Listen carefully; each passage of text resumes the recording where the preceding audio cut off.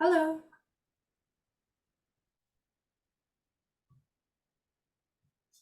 How are you today, Kate? Good, how are you? I'm good.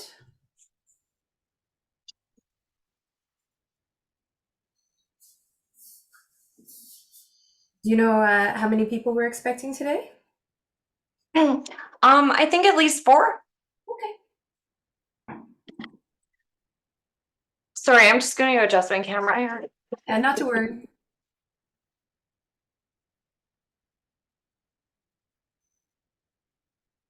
Did you change your hair since the last time I saw you? I did, yeah. I cropped it a lot and I bleached it. It looks really good. Oh, thank you. Yeah, I was just looking at it, I was like, don't think it was that way before. No, it was mostly like in a bun that like Apathy made before. Yeah, yeah. Yeah, it's very stylish. I like it. Thank you.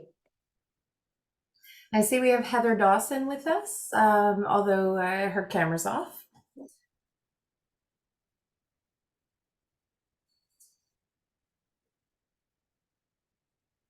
Yeah, I had a few people actually reach out to me asking about it. So Mhm.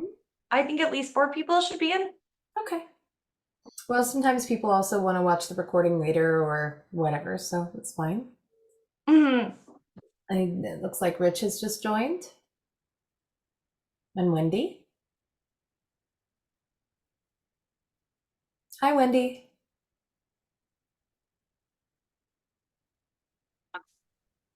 How are you today? Good. How are you? I'm good. I'm good. It's rainy and foggy here where I am today. How is it where you are? Sunny and cloudy, but I think it's going up to about 15 or so. So Oh, that's that's a not good bad. day. Or Yeah. only 9. Maybe it's not that high. Yeah. It's connected me. Okay, so Brianna, those are the people that emailed me. Perfect. So yeah. The liquor and lottery for the raffle, they want to know what we're raffling, and I put Oh, merch valued at $450, it could be that much, but and Um, she wrote me back saying we need details. Oh So my I'll say, God, man. Cam, I okay. think your audio, I think there's something noisy in the background. Do you mind muting? Okay, no, we're good now. Whatever it was, whoever's camera it was that was picking it up is good. Welcome, everybody. How are you all today? Good, good, good. Um, I see some faces that are familiar. Rich, I think you've been on a couple of these calls before, for example. Yeah. There are a few names that are new to me as well. So I'm wondering if we could just start actually by doing a quick roundtable, just to get for me to get a sense of who's here. If you could just say your name, your organization, and what kind of events you present, and maybe how frequently as well. That'll give me a bit of an idea of where you all are coming from. So I'll just kind of go down and call on you from what I see in the list here. I'll start with the ones who have their cameras on, and then I'll call on the ones who have cameras off. And if you're available to speak, I'd appreciate it if you would. I'll start with Wendy. Hi, Hi, Wendy. I'm from Pinawa. I'm part of AMCA. I'm new to our program selection chair. I went to one of the previous ones, and I'm not very at all. I'm a Luddite with social media, so I should probably become more aware. Okay, that's great. And oh, sorry, we do all musical. And you do music. Yeah, just Okay, music. great. And Cam? Hi, I'm Cam. I'm the president at the Dauphin District Allied Arts Council, operating as the Watson Arts Center. This is Michelle here. She's our secretary, and Peter's around, and he'll be joining us as well. Michelle, with you for the last session, I was not able to, but I think we met you in Steinbach, Michelle and I, Brianna. Yes, yes. So yeah, we do concerts, we do plays, we have an art gallery, we have a pottery studio in the basement, we have an art studio in the basement. And we host Ukrainian dance and Scottish dancing sometimes, and a variety of things. There's a lot going on here. Sounds like a little bit of everything. It sounds like a lot of fun too. Yep, there's always something going on, or at least there is now. So Awesome. Heather? No, I'm here with two hats on. For myself, I'm a glass artist and I'm in the Interlake in Toulon. So I focus mainly on kiln formed glass, fused glass, and I do a little bit of stained glass. And my second hat is I'm here representing the Wave Studio Tour. So we're a group of artists in the Interlake. We open our studios twice a year to patrons and have everybody come in. So I'm here with two hats. Perfect. Well, both hats are welcome. And Rich, how about you? I'm also with Eastern Manitoba Concert Association in Pinawa, and as Wendy mentioned, we do only music in our community. Others look after theater and other things. And I'm vice president currently this year. And I'm in my car, and it's sometimes raining, so my background will be noisy, so I'll be mostly muted. Okay, no problem. And people who've been in workshops with me before know I love when people jump in with questions, comments, input. So please don't be shy. You can also put up your hand or type things in the chat. Any and all interaction is welcome. It helps me to know kind of where you're at and make sure that I can tailor whatever it is I'm saying to what you need to hear. And I think there was one other person, Jamie. I don't know if you're able to unmute. Hi, Jamie. Hi, sorry, I was just multitasking here and I had an issue with my logging in. No problem. I'm Jamie Barron. I'm from Portage la Prairie with Prairie Arts. We are arts and entertainment, and we pretty much have a gift shop, an art gallery. We do large scale events and concerts, as well as trade shows. And we also offer some programming for arts and pottery, all that sort of thing. And yeah, I'm just here to learn a little bit more about what everybody else is doing, and hope that I come out wiser. Well, I'll introduce myself briefly and then I'll pass it over to Kate for the land acknowledgement and any other comments that Manitoba Arts Network wants to make before we begin this. I'll just say, I'm Brianna Doyle, and I'm a marketing consultant, and I work with organizations all across the country, mainly in arts, sometimes also in museums and other industries as well.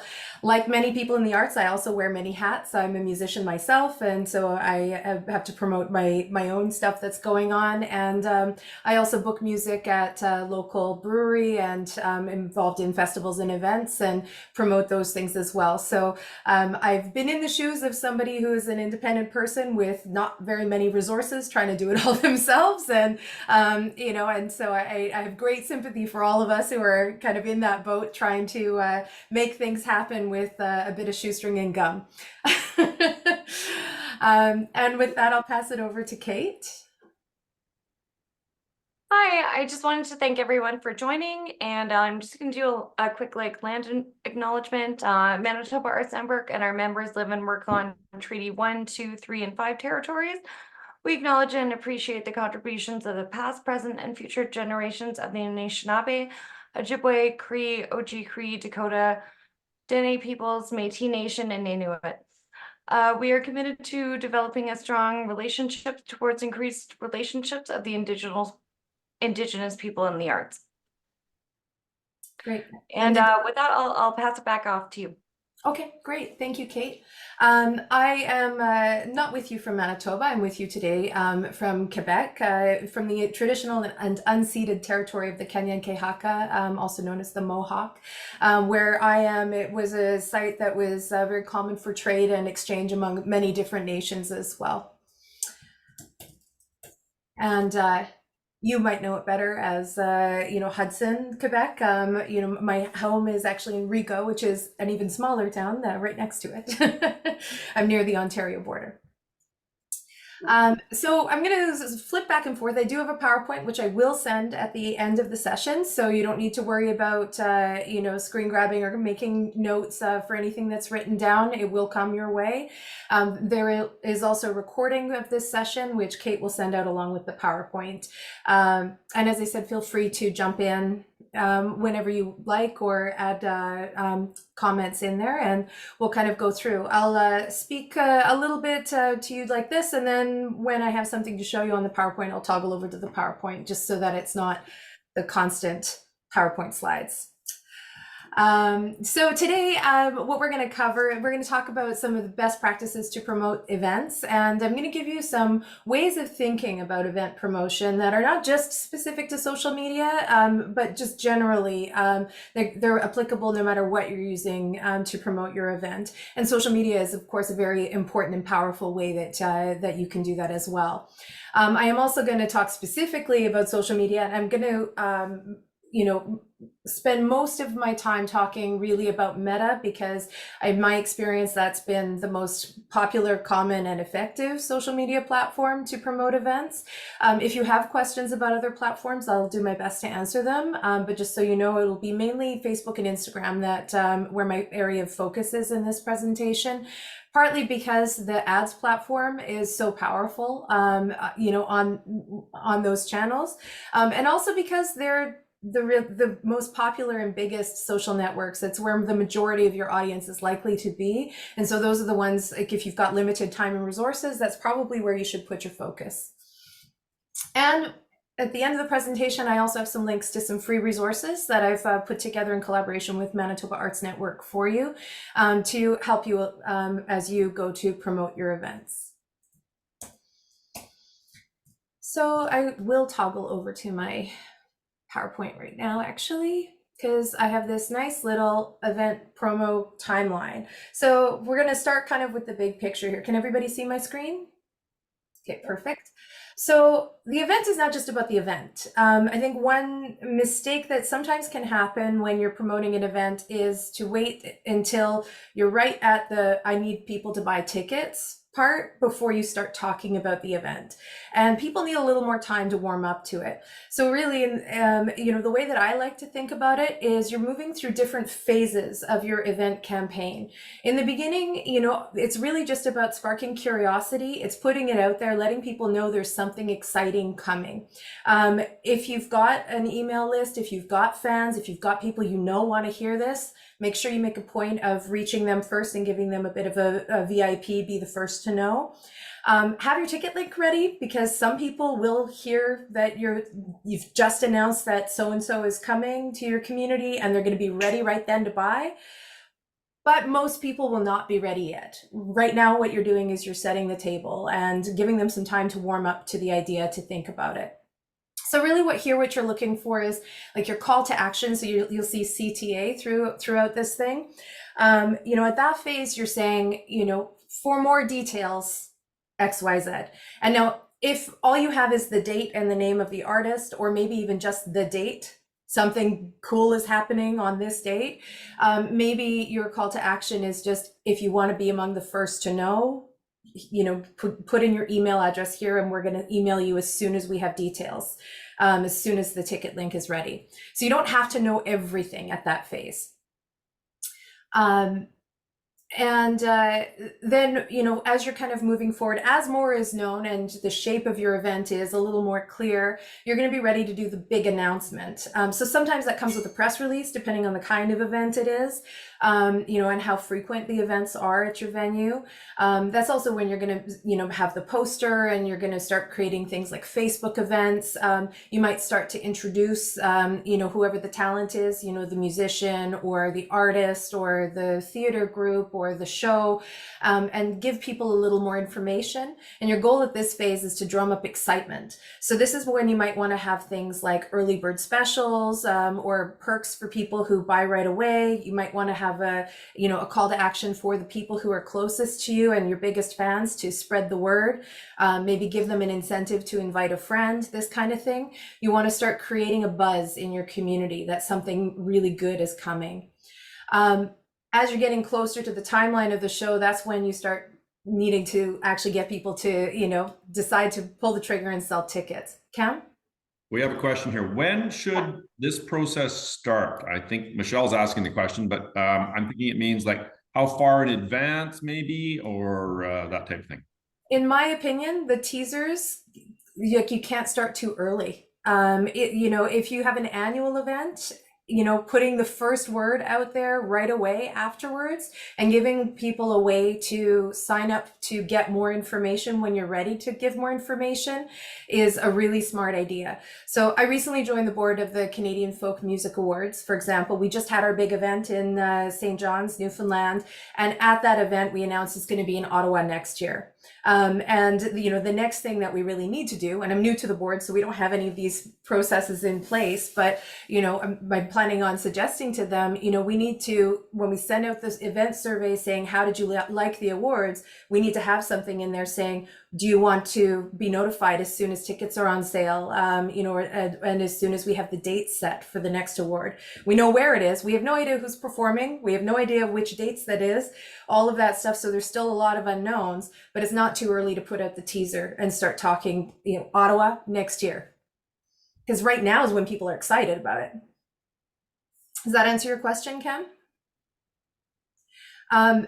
When it comes down to the announcement, the official announcement, that's typically going to be closer to the date, but that might still be several months ahead of time. I'm seeing right now, like on Facebook, a lot of the sponsored event posts that are coming in. It's for things that are happening like 3 months from now, and I'm sure in some cases the event might make sense to even do that announcement earlier than that.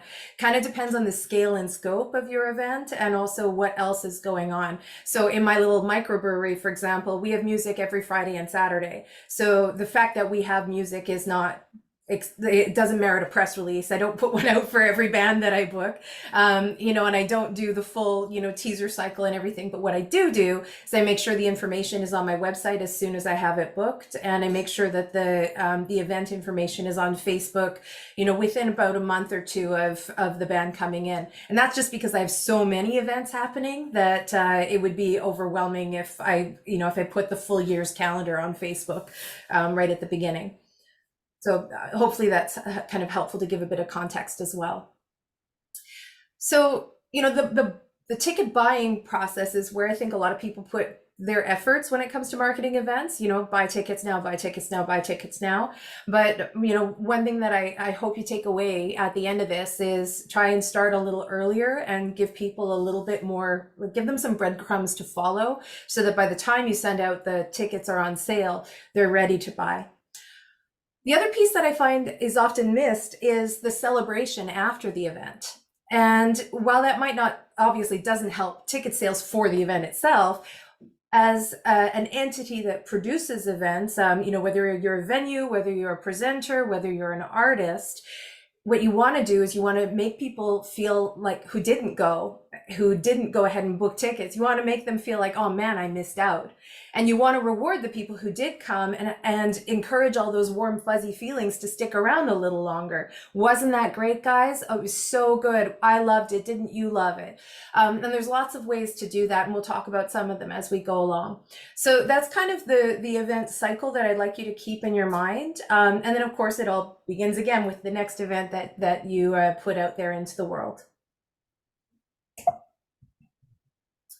So this also fits in. I don't know if any of you have seen something like this before. This is a graphic that illustrates something called the marketing funnel. And there's various versions of it. People use different labels for it, but essentially what it is before anybody is ready to take an action, whether that's to make a purchase or to make a change of any kind, they go through a journey. They begin by becoming aware of a possibility. They become interested in maybe doing it. They start to get a sense of desire, like, yeah, I think I would really like to do this. And then, it's only after they have had that awareness, interest, and desire that they're ready to take action. So in an event marketing standpoint, awareness that there is a show, interest, is this show for me? Desire, I think I want to go to this show. And then action, okay, I know what to do. I'm going to buy tickets. I'm going to invite a friend to come with me, etc. You can see that it's that funnel shape, and that's quite deliberate as well. You need lots and lots of people to be aware of the event because not all of them are going to be interested. Only a small number of them are. You know, it might be that the date isn't a good date for them. It might be that like the genre is not their genre. It might be that they have plans. There's all kinds of reasons why they might decide, you know, I'm not really interested in this thing that's happening in my community. And likewise, only some of the people who are kind of interested in the event are going to, you know, get that desire to actually take an action and decide, yes, I do want to go to this thing. And of those that have the desire, an even fewer number are actually going to, you know, get off their butts and call and make tickets and get tickets or go and book online or do whatever they're going to do so that they actually go. So one of the things to kind of be aware of when you're looking at, you know, how your ticket sales are going, if you think about it in this funnel sense, you can kind of diagnose, where am I going wrong in this funnel, or where are people getting stuck? Is it that not enough people have heard about the event? Or if you're confident that, yes, lots of people have heard about the event, but people aren't actually buying tickets, maybe the problem is further down the funnel. It could be right at the point of action. It could be that there's something confusing about the ticket link. I've even seen things where like the ticket link was maybe broken or going to the wrong place. And that was what was stopping people from buying tickets, because it introduced a barrier that prevented them from actually finishing the transaction. Or it could be that they're interested, but they're not confident that this is going to be the right thing for them, or they feel they need more information. So if you can try and diagnose where the problem is along the funnel, then you might be able to address that with different messaging in your marketing on social media or in email marketing or other kind of more dynamic, you know, communications platforms that you have. Any questions on that concept of the marketing funnel? I'm not sure how familiar that is for you, and so I just want to make sure that that's coming through clearly. Kate. Yeah, I just had a question. So we have like monthly gallery shows going on. Yeah. And I'm just not sure when to stop promotion for an ongoing gallery exhibit and when to start a new one. That's a good question. I mean, I think if it's still something people can see, then it makes sense to, you know, to keep it out there in some way. But, you know, after a while, like I can see it becomes kind of old news. So are these gallery exhibits, are they all the time forever, or are they just very long shows? Like how long a time are we talking about? So we book our gallery in like a monthly capacity. So it's like once a month, but then I'm Okay. never really sure when to like stop promoting one and start promoting the next.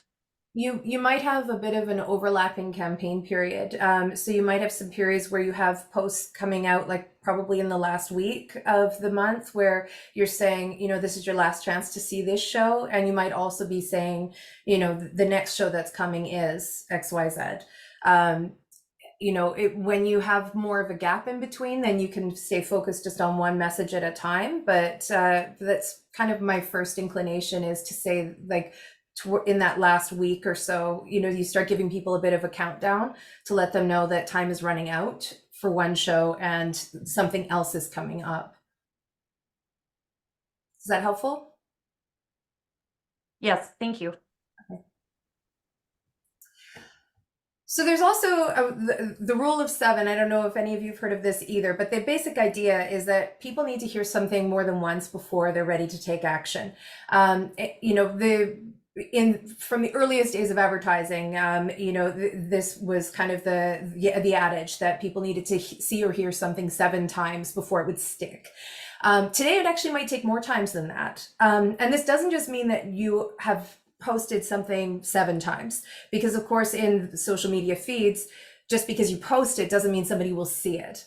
And so what this means is, however often you're posting about your event, it's probably not enough. You know, I think a lot of organizations will post, you know, a couple of times and feel like they've done a lot. But you probably need to post it in lots of different ways and in lots of different places and spaces if you want people to see it enough times that it actually registers. Now, there is a caveat to that, which is to say that there are certain factors that can influence whether a message sticks or not. Some of the big ones include things like trust and closeness. Like the people who are the super fans of what you do probably pay really close attention to whatever it is that you release. So they might only need to hear something once because they've already decided whatever you do, they're in. So that's a lot easier. Conversely, if it's an audience that you've never really had a history with, they don't really trust you, they don't really know you, they don't know if they like you, then it might take many, many more times before something kind of filters in and they go, okay, I feel ready to take this risk. Things like also whether people they know are going to the event or say that it's something worth going to. If they've heard some good things about the show, that can influence, those messages are stronger than, say a poster that they might see, but it all helps. And so you're making sure that you're repeating things in lots of different ways and in lots of different places. The other thing is, yes. So one of the concerns that we have here with our board, is that we're posting too often. Yeah. What is your response to that, or what is your suggestion around that? Should we be posting? I mean, we've got many events going on here, right? Like we could easily post something every day about an upcoming event, but we've heard talk of other organizations that have lost followers because they're always in my feed. Right. Well, I think one thing that Facebook's advice on it is that it takes a lot to really post too often because their algorithm filters out most of the stuff that comes through. Like people see only a very tiny percentage of the pages and people that they follow. And typically, if you're seeing more of something in your feed, it's because you've interacted with it a lot. So the algorithm does a lot of that filtering for you. Now, where you might get a little bit of blowback is if you are, using the advertising tool to boost these posts and you're boosting to the same audience and they're not people that want to see it. So that there is a risk of oversaturation in advertising if you're constantly using the same settings for advertising, especially in a small community.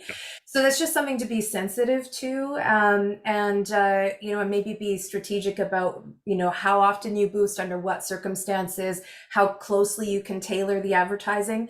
In a very small place, you might not have as many options to target narrowly just because you don't have the population base. Whereas in, if you're in a big city, for example, you could be targeting, dance lovers in Montreal and never get to the end of the pool of people that are on that list, right? If you're in a town of 1,000, it's going to be a different story. Okay, thank you. Yeah. So again, just to that, the reality is there's a lot of clutter in this world. In the 70s, it was estimated people saw a few hundred ads a day. Today, it's estimated it's thousands. And depending on your media habits, it could be a lot more. It's important to note, like within all of that, most people are kind of like oblivious to the ads they see. Like we see them so much that we become blind to them.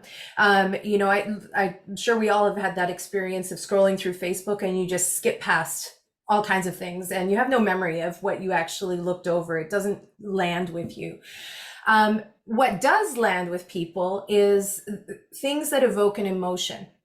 And so this is where, I thought I just wanted to include some of these things, because when it comes to event marketing too, I think it's sometimes, the inclination is to talk about the event itself and the transactional part of it. We have an event, you can buy tickets to this event. What we don't say is how it will make you feel. And that's actually the part that is going to attract attention and stand out more from the clutter. Everybody's being asked for things all the time, how can you make them feel something and stop and pause and go, gee, that sounds like something I would really like to do. The other quick note on there, which I'm sure that you're already somewhat aware of, is giving some sense of urgency or scarcity is another thing that can help to draw more attention to your message among all of the other messages that people are looking at. So if I was going to distill all that I've said into kind of 3 rules of thumb, here's what I would say. start early. As soon as you have anything to say, start saying it.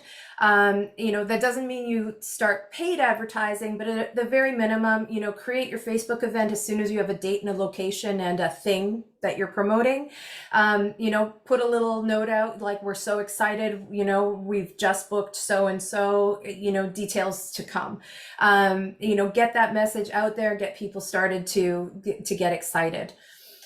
Be consistent. That comment about repetition and needing to see the message over and over again, you need to make sure it looks like the same message. So things like using the same or very similar wording in your call to action, for example, or in kind of the core messaging about the event, using templates or developing kind of like a style guideline, and this doesn't have to be formal. This can be just notes for yourself, like you're going to use the same fonts and colors, and you're going to just try and make sure that things look enough the same that people understand that they are part of what they'd seen before, and that's to make sure that they remember what has gone out.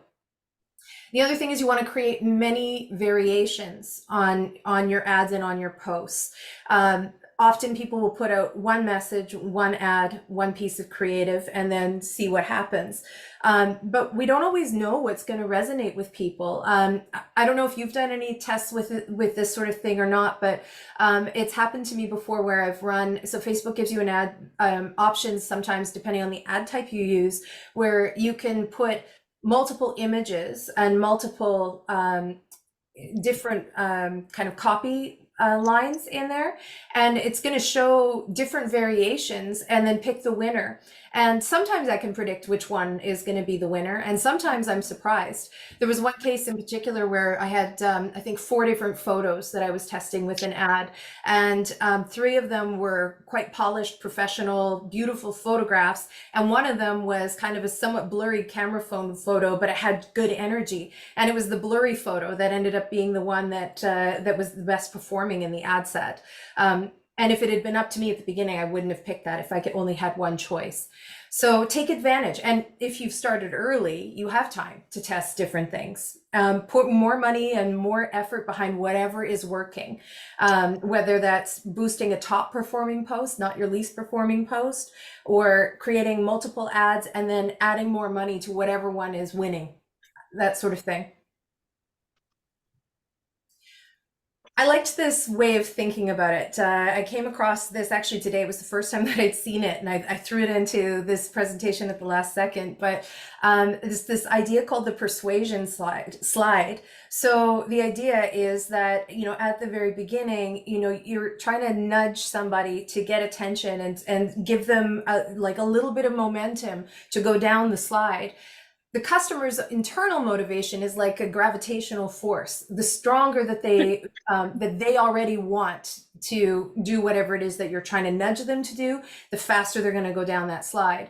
And likewise, you can make them go faster by providing additional motivation. Maybe you give them a little something that makes them remember that they actually do want to do this. Maybe you give them a new thought that contributes and adds to whatever it is that they already want to do. But there's also friction. So I don't know if you ever have had that memory of being a little kid, or maybe you have a kid or a grandkid that you take into the park and they go down the slide and they stop partway because there's too much friction on the slide and they can't go. They've got to scooch their butt down the slide, right? When people are trying to decide whether or not to take an action, there's friction that they experience too. It could be things like, worries about cost. It might be fear of going alone. Who am I going to take? It might be I've never been there and I don't know where to park. It might be I'm worried I won't like it. It could be anything. But whatever it is, if you minimize the friction, they move more smoothly to the end point where they buy the ticket and they actually take the action you want them to take. Any questions so far? Oh, and the hot plastic burning your legs. Heather commented. Yes, absolutely. I remember that too. Lots of good memories of that. Also the metal slides back before they got rid of those. So to be effective in your nudges and to kind of get people along the way on their persuasion slide, you need to have a lot of clarity about what exactly you're doing. Who is this event for? Because if it's for, 75-year-old grandmothers, you're going to say different things, do different things, show up in different spaces and in different ways than if it's for 13-year-old boys. And so that's a really big one. Who exactly is it that you're trying to reach, and who is the person making the decision about the event? Maybe it's not the child, it's the parent, or maybe it's not even the grandmother, maybe it's her daughter, who is looking for some way to help her grandmother, right? So the person you're speaking to isn't even always the audience itself. It could be somebody else who's influential upon the audience.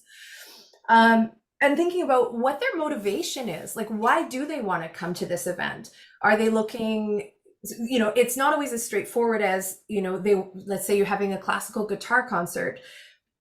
Some people will be going because they're classical guitar fans and that's what they want to experience, and they know that, and they know quite a lot about classical guitar, and that's fine. Other people might go because it's something new. They've never been before and they're curious. Or they might be going because they think it would be a nice date night. Or they're going because they're hoping they're going to meet somebody new there and make new friends. There could be all kinds of different reasons why they choose to go. So the clearer you are on those reasons, the more effective you'll be at saying the right words that will help them realize that that's actually what they want to do. So also, like, what's the hook for your event? What makes your event special? What is the thing that is unmissable about this? Why should they go now? And this also, all of this is impacted, as I mentioned earlier, about your relationship to your audience. Do they already know, like, and trust you? Because if they do, then you can be quite casual and straightforward with them. Just like, I know you want this. We're buddies, let's make this happen. Like, go ahead and do this now. If it's somebody that's a new audience for you, you're not going to be able to do that. They need to believe in you first. They need to believe you understand them, and they might have more barriers that have to be overcome so that they feel confident to make the purchase. So, no matter what you're doing and how you're going about this, essentially what you're trying to do is to persuade somebody to take an action. And so I wanted to kind of go back to kind of the classical categories in rhetoric of, different ways that you can appeal to people and try and get them to think differently or to take an action. You can appeal to logic. So this is the logos, pathos, ethos, and kairos. So logos is logic, intellectually, decisions made with the head. Some decisions really are like that. You're looking at, comparing prices, or you're looking at, how good is this at XYZ? Or you might be thinking, this is going to get me to here. There's a very logical kind of process for it. Most decisions are actually made with the heart.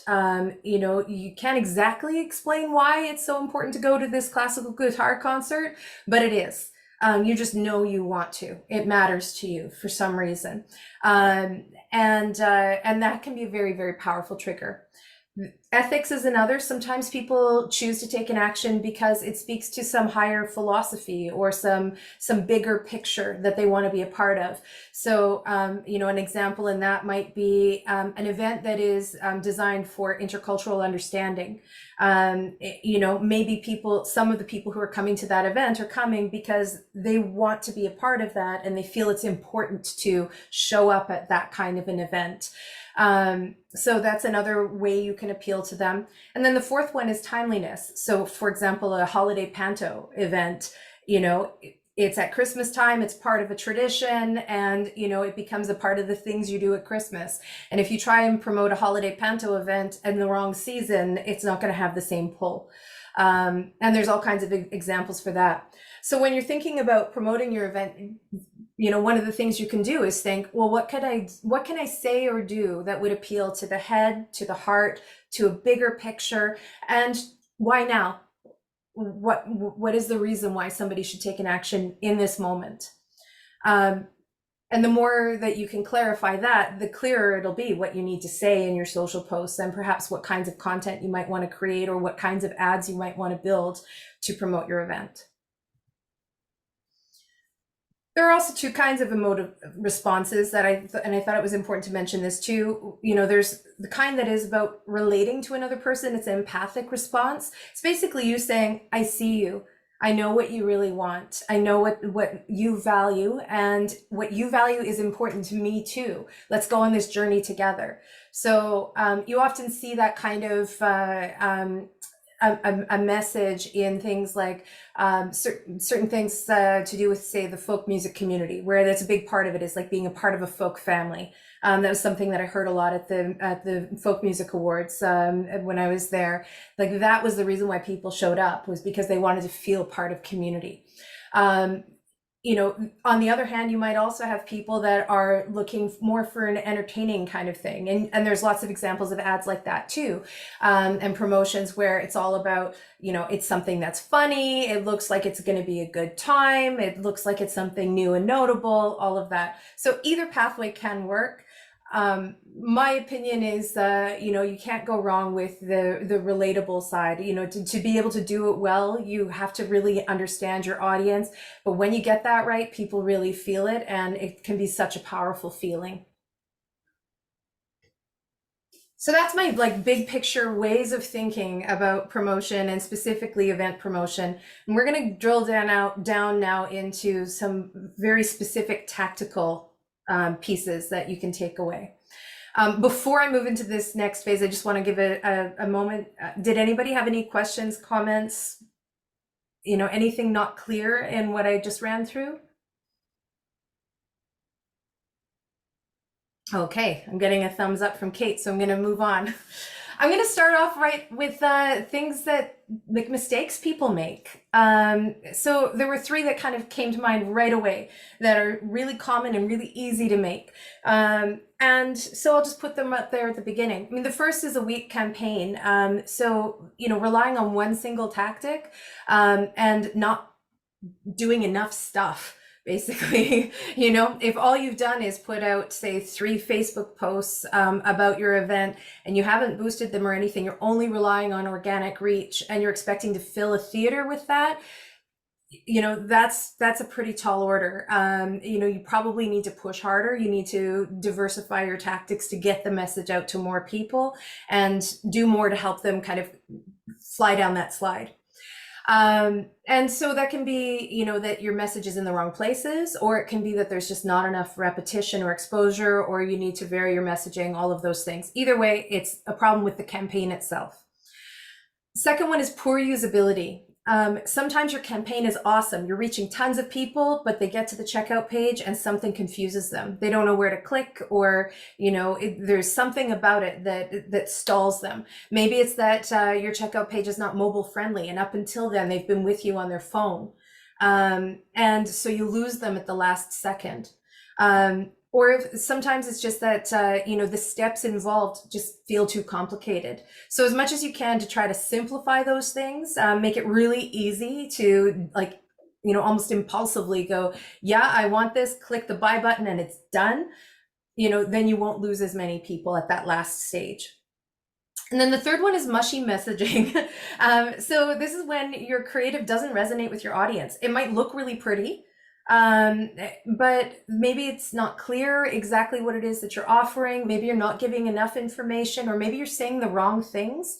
You know, whatever it is, the message that you're putting out there is not a fit with what your audience needs to hear. And so that's, you know, something that, again, you can correct with having more time to test things in market and see which words get the best results.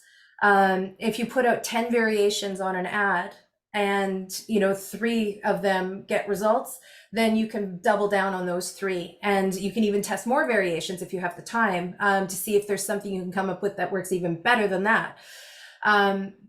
And that's a risk if you only have the time or to put out just one message. You put kind of all your eggs in one basket, and sometimes, you know, it's not the best fit and things kind of go off the rails.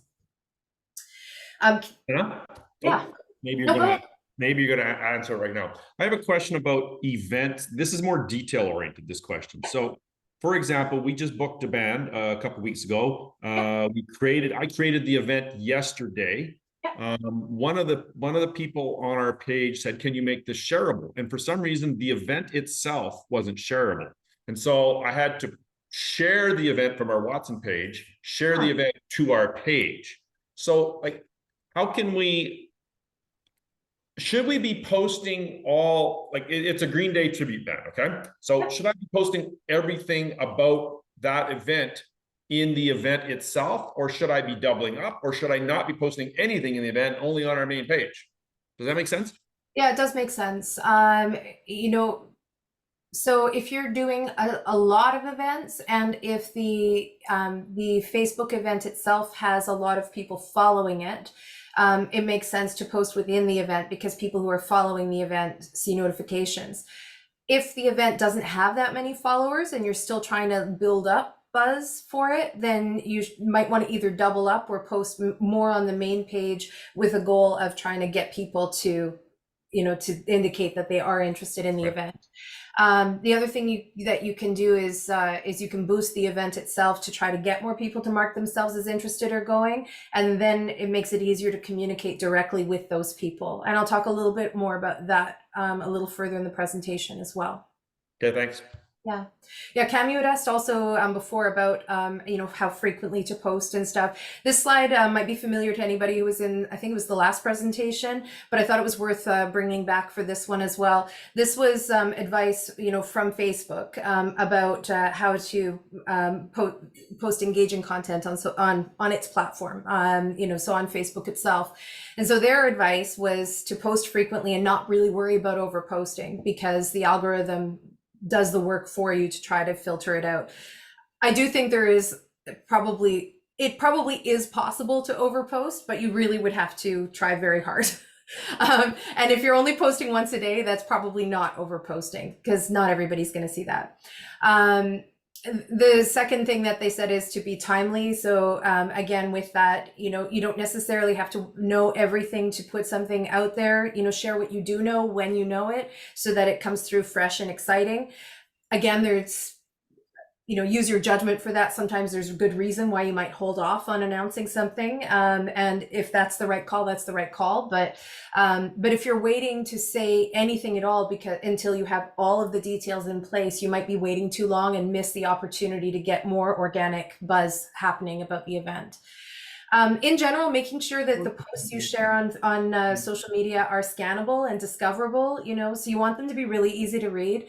One thing that I see that, you know, a lot of people do, which I think is fairly effective, is they'll use emojis as bullets, you know, where, so it might say, you know, I don't know, it'll have a little icon of a car and it'll say, you know, driving directions or something like that. So it kind of guides people and gives them a bit of a cue of what to see and breaks up the text a little more. And that's also you know, an argument for having, you know, smaller chunks of information that come out instead of putting everything in one big post. You know, you might have one post just specific to one topic, and you know, and then have multiple posts like that go out, just to make it easy for people to scan through and get get the information that they need, so they don't get lost. And then the fourth point I just liked was, you know, would people share this with their friends or recommend it to others? So what about your post makes it something worth talking about?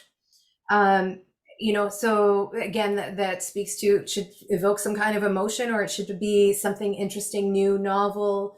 You know, it should have that hook that makes people say, yeah, other people should see this too. So another very tactical thing, and some of you may already be doing this, is to post in local Facebook groups. Most communities around Canada have these. I think it's probably pretty rare at this point that a community would not. They often have lots of variation in the culture of the group and in the rules that the groups have. So just, if you're going to go down this route, make sure that you do understand what they allow and what they don't. Some groups limit how often you can kind of post advertising type content. Other groups are happy for you to share information about live events, you know, and that's their whole purpose. Everyone has their own approach for it. So if you decide to go down this route, spend a little time, you know, in the groups, when you're not actively promoting your event, so that you know which groups are a good fit and which ones are not.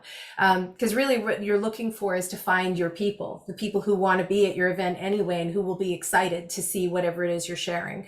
And that's not always easy to tell, when you're trying to do things at the last second, and you've got this event to promote and you're looking up stuff and just taking a quick read at the group. It's not even always the group size that is the most relevant. I know in my community, there are some groups that are really big, but they don't have strong engagement within the group. And other groups that are smaller, but people are very tight knit, and, and influential people within the community are part of that group. And I only know that because I'm a part of the group too. So if you're doing events within your community, I'd say that this is a stronger tactic for you. It's a lot harder if you're going somewhere where you don't live and where you don't really know the people that are involved. Using hashtags, I'm sure that's not a new idea for you, but there are some things that I wanted to say about hashtags. There are, broadly speaking, two categories of hashtag. One is generic, and that might be based on a keyword, or it might be based on a location or a community name, like something like craft beer lovers, or classical guitar as a generic tag. The purpose for using those are to be discovered by people who are not looking for you. You're looking for terms that are widely used by lots of people.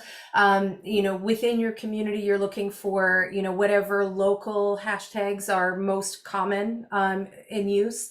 So look and see what other people are posting and using, and copy some of those, for example. It's a good way to find them. This other kind of category are branded or campaign specific. So these are unique hashtags. And these are ones that people will sometimes create, like for an event, or for a venue, or related to a particular campaign. And these ones you actually don't want anybody else to be using, or at the very least, you want, if other people are using the same wording in the hashtag, you want it to be compatible with yours. Sometimes people will invent a custom hashtag for their event or their venue, and they're the only people using it, except for a bunch of people who are not related to the event. And so then it's not really useful. People who might click and see all of the posts that are using the hashtag will see your event, and then they'll see a whole flood of things that have nothing to do with it, and it kind of defeats the purpose. So if you're going to go down that route with the branded hashtag, you need to validate that it is a unique term, or, at the very least, that there isn't too much clutter with other people using it. You need to make sure you promote it and use it really frequently. Start using it from the very beginning when you begin promoting your event. Don't wait until right close to the event, because you need to teach people to use the hashtag and look for the hashtag. If you're the only person using it, then it defeats the purpose. You don't need to do that. If they want to see posts from you, they can click on your profile and see posts from you. So the purpose of the branded hashtag is to gather together posts from all the community who are all posting about your event. So you'll see that at festivals, for example, and conferences. That's really common. It can also be within concert series and things like that, but I would say that's a little less common. And you want whatever hashtags you're using. I always feel like it's better if they convey some kind of meaning as well. So making it, memorable, fun, something that contributes to the story you're telling, not just clutter. And I find hashtags can very quickly become clutter. You can use lots of them in your posts, but I personally feel like it looks spammy, and I would rather see fewer, more relevant hashtags in a post rather than a list of 20 random terms. That's my advice on that. Using stories. So is everybody here familiar with stories? Anybody not know what stories are? I'm not sure how much detail I need to give on that. Kate? I'm a little bit confused about like reels versus stories for business accounts. Reels versus stories? Mm-hmm. Yeah. So reels are videos basically, and stories are ephemeral pieces of content. On Facebook and Instagram, they live at the top of your feed. There's kind of like a gallery that you see. And and they disappear after 24 hours. So the pro of using the stories, and you can use video in stories, which is probably where the confusion comes from, because you can share either a photo or you could do text, but mostly it's photos and videos that people use in stories. So the pro of the stories is that they appear at the very top of the feed, and they kind of get pinned there for a little while. So it can help increase the visibility of your brand and your logo. The con is that they disappear. There's also an element of demographics here. I personally hate stories. I only click on them accidentally, and I'm never satisfied when I do. I find them super annoying. But my colleagues at the brewery who are in their 20s are obsessed with stories. They use them all the time. That's all they want to look at. So that's another thing where I would say it's not necessarily what you like or don't like. It's thinking about what your audience likes and dislikes. And it's easy enough to test. One thing I do like about stories is that they disappear, so you can test things and you're not stuck with whatever the outcome is. So if you want to be a little playful, if you want to post a blooper reel, if you want to post a behind the scenes, wacky thing, somebody spilled a can of paint all over the stage and people are like, oh no, you can share that as a photo in a story, and it goes away after a day, and it's only there for whoever saw it and thought it was funny, and they'll react to it. So if stories are a thing that your audience connects with, you'll see it in the data and the insights when you look at your social media, stats. And if it's not connecting with your audience, then you don't need to do them either. One mistake that my story loving friend at the brewery was doing with when he was posting to our social media account was he was putting information about things like seasonal hours into the stories, which is great for kind of bumping it that day of the announcement. The problem is anybody who goes 2 days later to go reference it, it's gone. It's not there anymore. And so I think that's one thing that's really important is if it's something at all that somebody would want to look back at, if it would still be relevant 3 days from now, then don't only post it to your stories. You can post it to both places if you want, but make sure that it exists where people can find it later. So I always think about stories useful for things like just-in-time reminders. So the converse is true. I see a lot of people who post to their feeds on Facebook or Instagram, like this event is happening today. And the problem with that is that the algorithm sometimes doesn't show you that post until 2 or 3 days later. And so it'll be like happening tonight, but now it's not.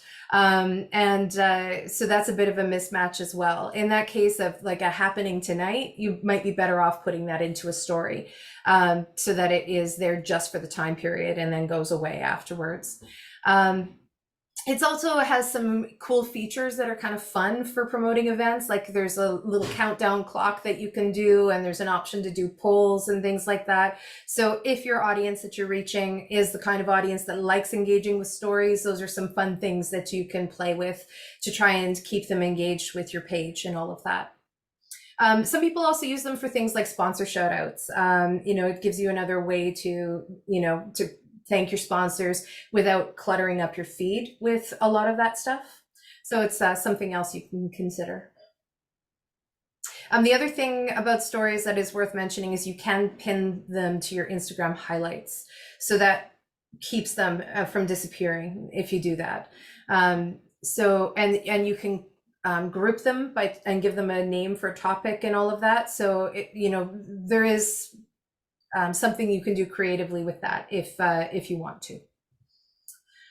Creating reels. Reels have become one of the most engaging forms of content on both Instagram and on Facebook. Just generally on any social media platform, they're all really encouraging video because it tends to be, the format for content that is most likely to get people to stop scrolling and watch a little while. If you create video to promote your event, and you're using reels, these are some things you want to keep in mind. You want to make sure that the video is meaningful. It offers some kind of value. You want to make sure that you do the work to optimize your thumbnails so that it looks interesting at the very beginning. don't wait to say what it's about or explain why people should watch it. You know, front load the value so that it's right there at the beginning, because you can't guarantee people will watch the video all the way through. If you have the time and ability to add subtitles and captions, that's always great for video. There's a lot of people who watch video with the sound off, me included, but you know, and sometimes it's because they can't actually, you know, unmute and listen to the sound. You know, if you're on a bus or if you're in a crowded place, or, you know, if your baby is sleeping and you're scrolling through Facebook or something, you know, you don't want to have the sound on. So captions are always a good thing. And the other thing that people sometimes forget when it comes to videos is, you know, if appropriate, add a call to action somewhere in there. Let people know what they should do as a result of it. So especially if you're using it to promote an event, depending where you're at in that event timeline, and, you know, and who you're speaking to, you know, whether it's the person that is just getting to know you or your event, or the person who is already knows they want to go and they just need that little push to get them down the slide. The words you use might be a little different, and the actions you want them to take might be a little different. I mentioned before about the advertising platform being very powerful, you know, on Meta. So for both Facebook and Instagram, it's all integrated. So the next couple of slides kind of walk through some tactical things you can do beyond just boosting posts, which is the easiest thing to do, but not necessarily the most effective. So you want to start by creating a Facebook event, and from there you can begin a sequence of ads that can build kind of an audience for your event. So even though it's a Facebook event, you can have an event ad run with a ticket, like buy ticket call to action on Instagram as well. So you can, you know, have it run on both platforms. There are different kinds of objectives you can have for these types of ads. You can use it to just increase awareness. So that's at the very beginning when you just announced the event and you're just trying to drum up that excitement. You can use it to try and get people to RSVP and indicate interested or going. The purpose for that is so that people get a reminder when the event is closed, and so that they see those updates you post to the event. As if they haven't, you know, indicated that they're interested, then they won't see it when you post to the event. And then of course there's the buy tickets button, which usually would go to offsite to your ticketing platform. But where it gets really interesting is, so let's say you first announce your event, you create your Facebook ad, you run an ad promoting, let's say RSVPs to your event. Now you've got a bunch of people who've said that they're interested. Now you can create a different ad set that targets people based on whether or not they have responded to your event and how they've responded.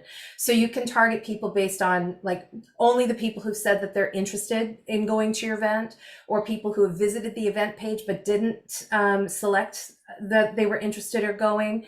You could target people who did or did not purchase tickets. And so, you know, from that, you can have different objectives for that set of ads. So for example, for people who've shown interest in the event but have not purchased tickets, you can be targeting them with ads that will give them reasons to buy. Or maybe you want to make sure that you're reaching new audiences and you're not just going back to the same people who already had shown interest. You can do the reverse of that and say you don't want to reach people who have already shown an interest in the event. You only want to reach new people. So that's kind of an interesting approach that you can take. Again, this only works if you've got time. You know, if you're trying to do this a week before the event, you're going to run out of runway. You need to start a little earlier. So you can also create audiences for your ads, you know, using the Meta Ads platform. So not just boosting an event, but going through the, you know, the creative tools that they give you that are a little more detailed. So you can create audiences for people who bought tickets to previous events or mark themselves interested. You can also upload your email list of subscribers or previous attendees, or, you know, your newsletter list, and ask Facebook to create a lookalike audience. So what it'll do is it'll cross-reference the people connected with those email addresses with other people who are on Facebook who share similar attributes. And so it'll help you find more people like the people that you are already connected to you. there's a connections option where you can set the ad to go to the people who follow you and their friends. So depending on the kind of event and the kind of community you have, that might be an interesting one to do. And then of course there's the location targeting, and you can get fairly narrow with that as well. And you know, if you're doing anything that is tied to a particular place, that's something obviously to pay attention to. One tip that Facebook included was if you have multiple locations for your events, it suggests creating different events for each of those locations so that you can tailor the location targeting for your ads for those events. So as you can see, there's lots of different ways that you can, you know, target your ads beyond just boosting by location and demographics. And it's worth doing some experiments on these things. You know, play with the filters, try different kinds of audiences and see which ones get you the best results. You know, you can test different creative, you can test different messaging with the ads platform. And, you know, so in the early part of your event promotion, you know, like when you're between that period when you first announce it and, you know, and the early period of your active campaign, experiment. And then you'll know which things work the best when it comes to crunch time and you actually need to sell those tickets. So I've talked a bit about how you need to, you know, present your message in multiple ways, you know, to different people over a long period of time. And of course, one of the things that happens is, like, what else can I say about this event? You know, it's a classical guitar concert. I've already said that. What else can I do? So in this next part, I'm going to talk a little bit about, you know, how to tell the story of the event. So one of the simple frameworks that can be helpful is just to go through the exercise and write down like the who, what, where, when, why, and how, and gather any social proof you have around the event. So by social proof, I mean things like if there are, you know, existing reviews for the show, if there's any accolades that the artist has received, anything at all that you have that will show people that, you know, that it really is amazing. Other people say so too. It can also be things that that you share that show that you as a venue or a presenter have done this. So that's where it's really valuable to have testimonials from your previous shows, and to put that out there in the world so that people, you know, can see that you deliver on the promises that you make. So each of these things has a bunch of stuff you can say. And if you have it written down and just do kind of a brainstorm, that gives you lots of ideas for different posts that you could put out there. Even really mundane things like where to park can be relevant at the right time during that event cycle. So it's just about deciding when is the right time to communicate these things.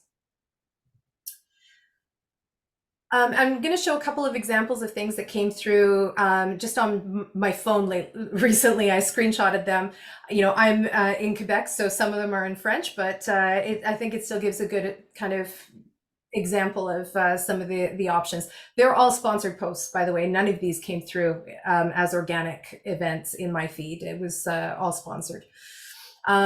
So one of the first things is how much information do you need to include, you know, in your ad or in your posts about your events?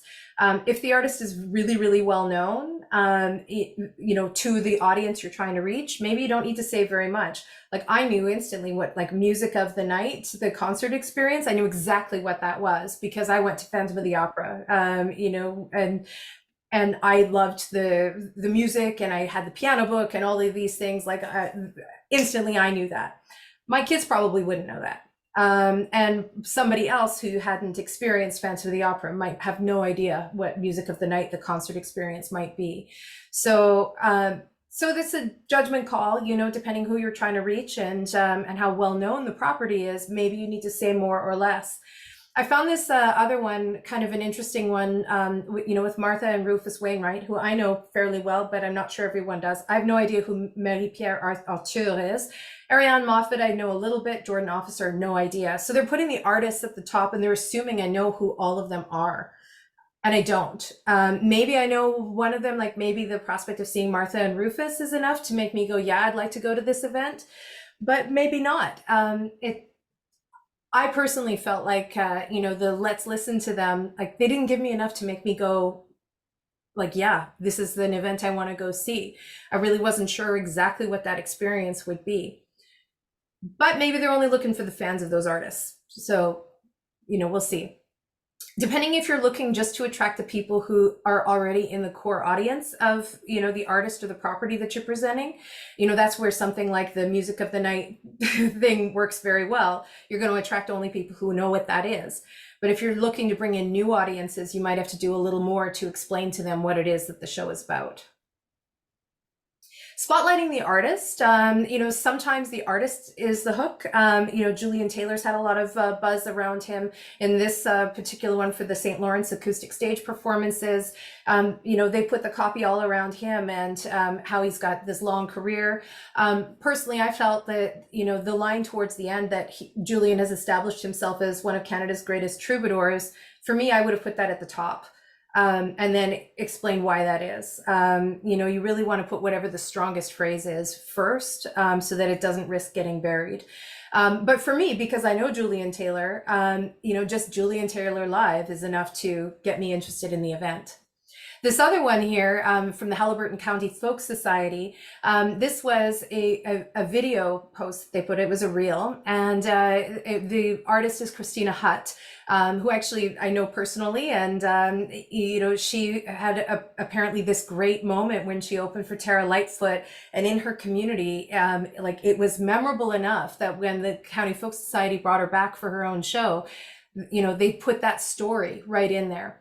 But the nice thing is, even if you weren't there when she received the standing ovation, remember last winter when Christina Hutt opened for Tara Lightfoot and received a standing ovation? Well, she's back.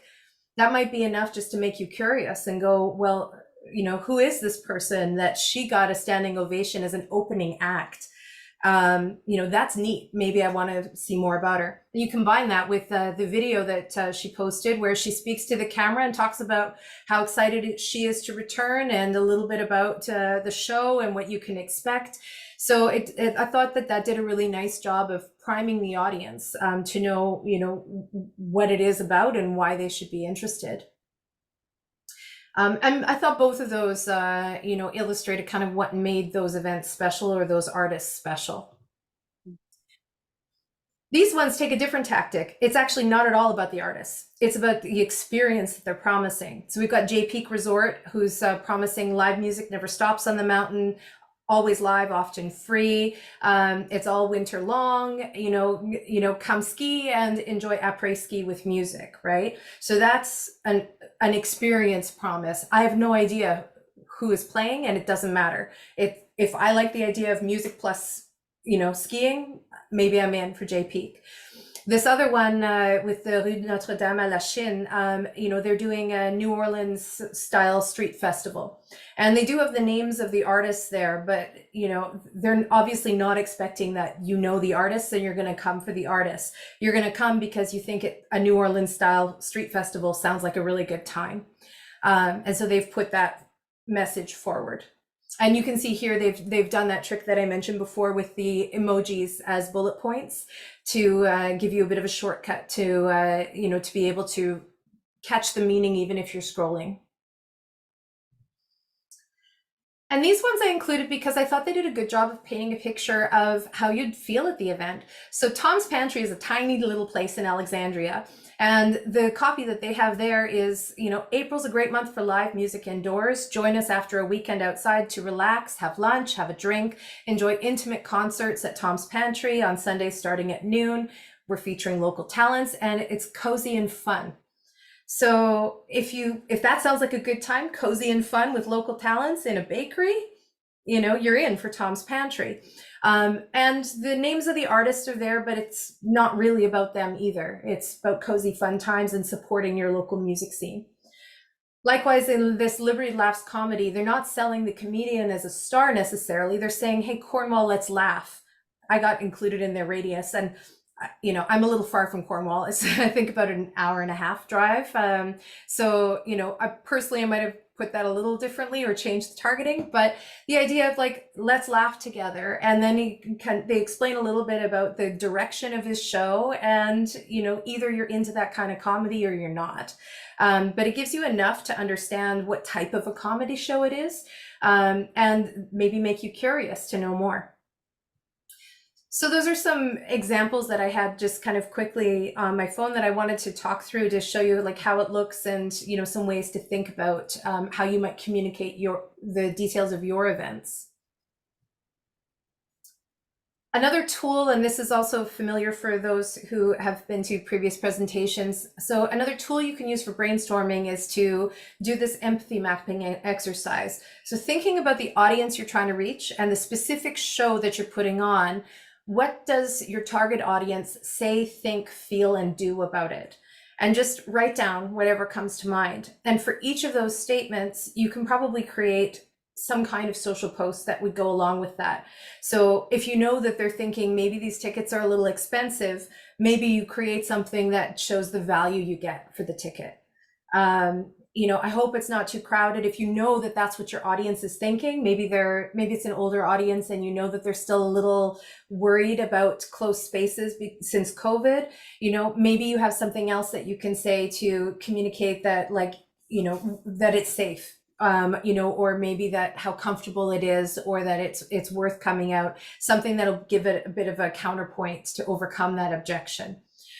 Likewise, if you know that, you know, they're excited about going out, if that's the dominant feeling, you know, then like pile on to that. This is going to be such a great time. It's going to be the best, you know, you're going to meet new friends and, you know, it's going to be a mind-blowing experience, whatever it is.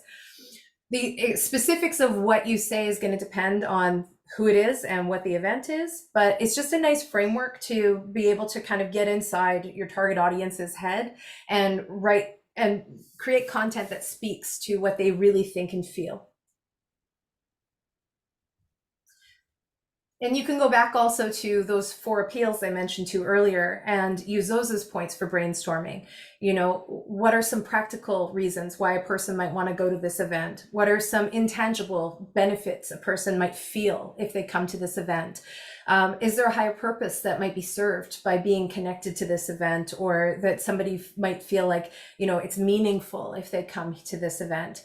And is there an urgency or seasonal kind of concern, some kind of a reason why now is the right time for them to take an action? And so for each of those buckets, you can go and just write down anything that comes to mind, pick the strongest ones, and, you know, include those in your list of things that you can say on social.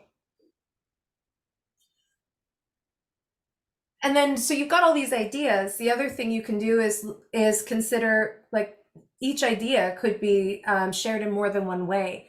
You know, you might have the idea that it's going to be a fun and exciting experience, and you can say that in words. You can show that in a photo. You know, maybe you have a statistic that you could put in an infographic that would convey that same thing. Maybe you've got a quote from a testimonial. Maybe you want to frame it as an FAQ. You know, there's lots of different ways that you can produce you know, or package up that idea. So thinking, you know, how many ways could I see the same thing is another way that you can try and generate more content that still feeds to the same story. Thinking about how to create FOMO too, fear of missing out. You know, that's something that is definitely a driver for people for ticket sales.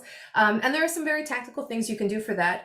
You know, displaying how many tickets are left, or sharing, you know, that tickets are selling fast. You know, there's no more seats left in whatever the desirable section is, or there's only 2 or whatever. Having limited time offers or a countdown clock, you know, providing some kind of a referral program or incentive. All of these things can help create some buzz and make people feel like they really need to take action. One of the best things you can do is try and sell out more than one show within a short enough period that people get it in their heads that shows sell out if they don't buy tickets. So even if you have to try and cultivate the right scenarios for that, maybe by offering some comp tickets or doing whatever you need to do, so that you can create 3 sold out shows within, you know, whatever time period makes sense, that people will remember that. You'll find that people will not wait so long to buy tickets if they're afraid that they might not get a chance. So that's from the venue or presenter side, you know, so that's thinking beyond any particular show, but more creating a reputation in your community that you really should not wait till the last minute. Whew, so I've been through a whole bunch of things. I've got a couple of free resources to share with you, but again, before I move to the next portion, is there anybody that has any comments or questions that you'd like to share?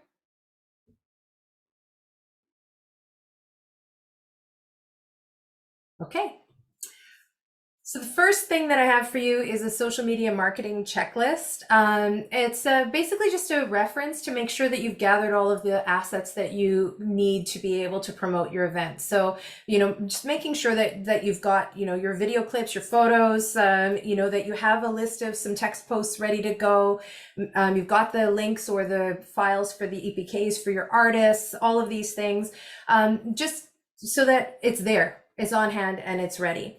So that's just a doc with a list, and there's some details in there about what that's going to be. I don't know if this is, if I click that, can you see that, or I've got to move to a different screen, I think.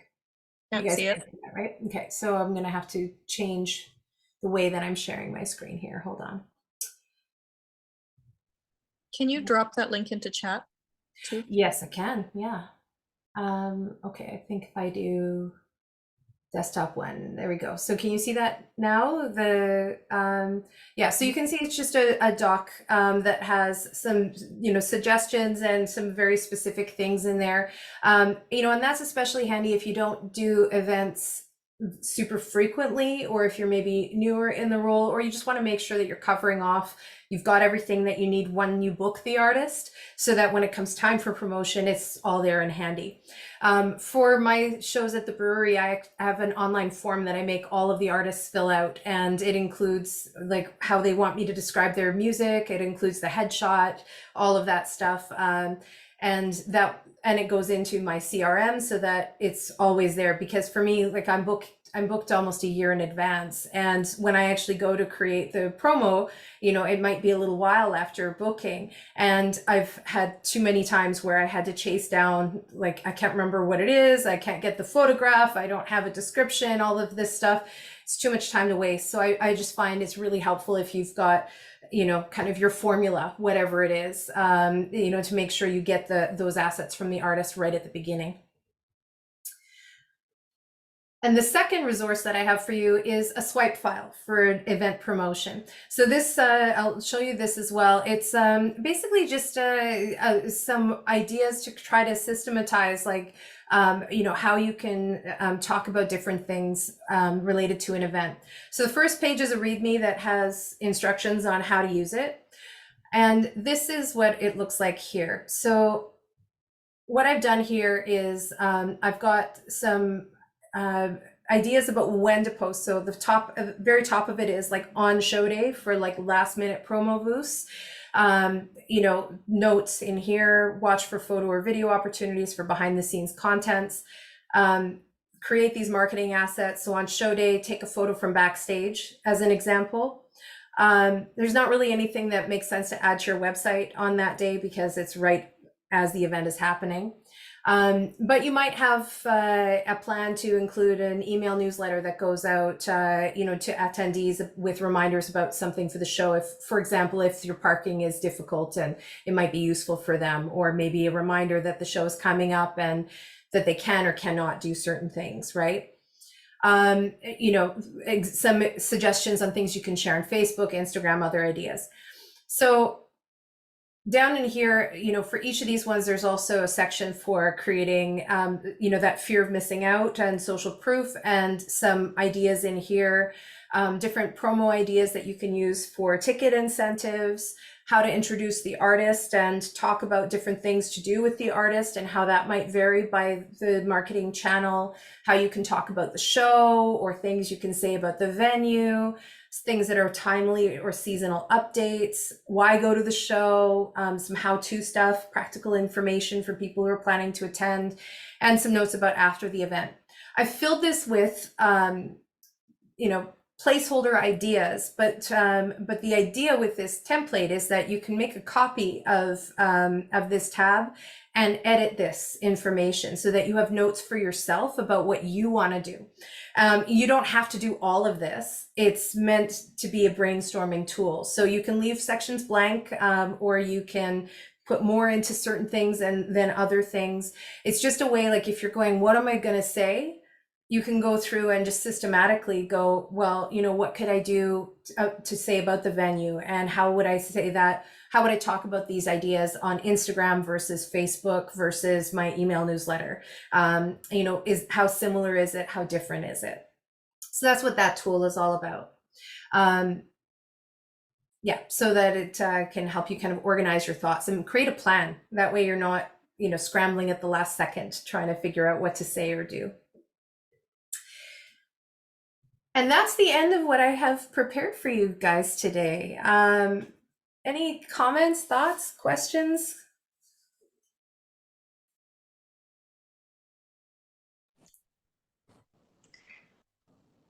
I would Rich? just like to say that it's excellent. That's Thank all you. excellent material. Yeah, I agree, Rich. Very useful. Thank you, Sorry I Natalie. was late. I have a muddled brain. No problem. The recording and the PowerPoint will also be sent out to That's you. what I'm counting on. Yeah. Yeah, it was very thorough. Thanks very much. Lots of wonderful ideas and good takeaways. Good. You know, I'm always mindful that, you know, especially if, you know, if you don't have a lot of resources, if you're the one doing everything, you know, I don't want anybody to feel overwhelmed. By no means do you have to do all the things. But it's useful to know, you know, what things you could do. And even if you just remember, you know, to start as early as possible and make lots of variations and test them, you know, and make sure that you do leave that trail of breadcrumbs for people to go from first hearing about the event to being ready to make a decision whether they're going to buy a ticket. Just that alone should make a difference to help you market your events more effectively. And if everyone could just put their emails into the chat, then I can send out the YouTube pages for that.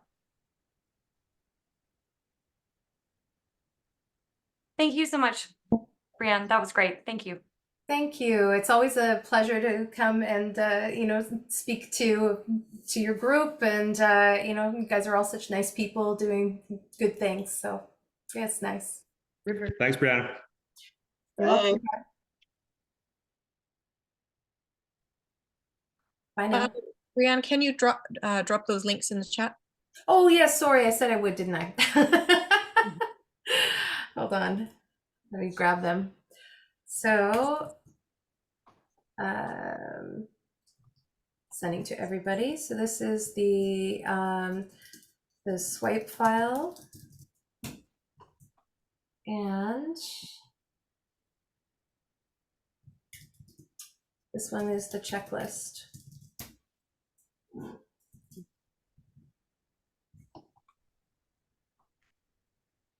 There you go.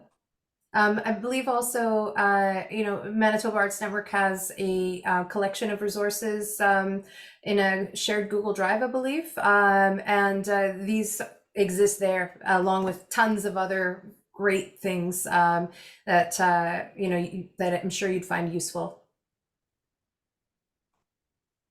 Thanks very much.